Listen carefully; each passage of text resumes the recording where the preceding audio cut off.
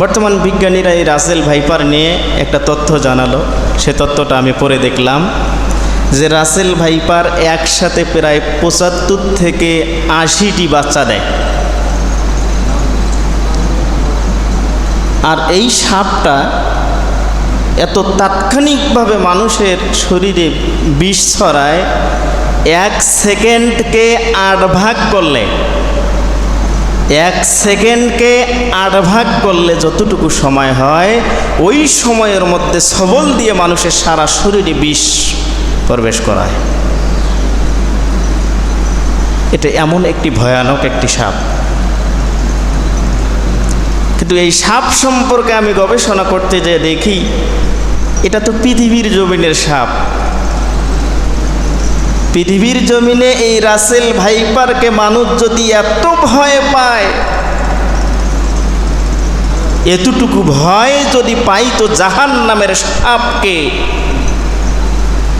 এতটুকু ভয় যদি পাই তো কবরের বিচ্ছুর কামড়কে, তাহলে ওয়াল্লাহি লিল্লাহি আজান হওয়ার সাথে সাথে এতক্ষণ আপনারা মসজিদ কমিটি মসজিদের মধ্যে জায়গা দিতে পারতেন না। কথা বলেন ঠিক কিনা?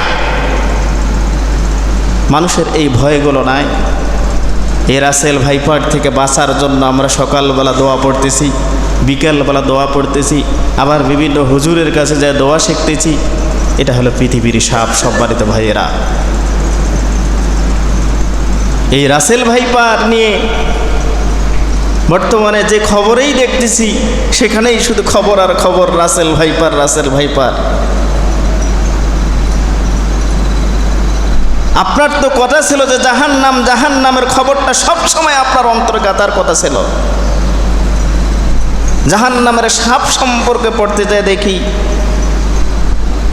যে জাহান্নামের একটা সাপ যদি পৃথিবীতে একবার শুধু শ্বাস ফেলতো, তার এই শ্বাসের গরমে গোটা পৃথিবীতে যতগুলো সবুজ গাছপালা তরুলতা আছে সব কিছু ধ্বংস হয়ে এই মাটিটা তামা হয়ে যেত। জোরে বলে আল্লাহু আকবার। সেই সাপের কত বিষ হতে পারে। সেই সাপ যখন জাহান্নামীদেরকে একটা ঠক্কর দেবে, একটা ঠক্করের ওজনে প্রায় ৭০ গজ নিচে ওই জাহান্নামী ব্যক্তি চলে যাবে। নাউজুবিল্লাহ বলবেন না? সে জাহান্নামের সাপ কীরকম হতে পারে? সম্মানিত ভাইয়েরা, রাসেল ভাইপারকে ভয় খাওয়ার কোনো কারণ নাই। ভয় করবেন তাকে, এই রাসেল ভাইপার যিনি সৃষ্টি করেছেন তাকে। কথা বলুন ঠিক কিনা?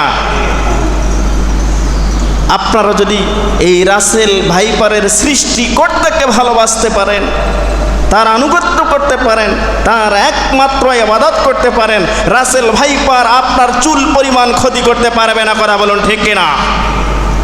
আল্লাহ রাব্বুল ইজ্জত ওয়াল জালাল আমাদের সকলকে একমাত্র আল্লাহকে ভয় করার তৌফিক দান করুন। পড়ি আমিন।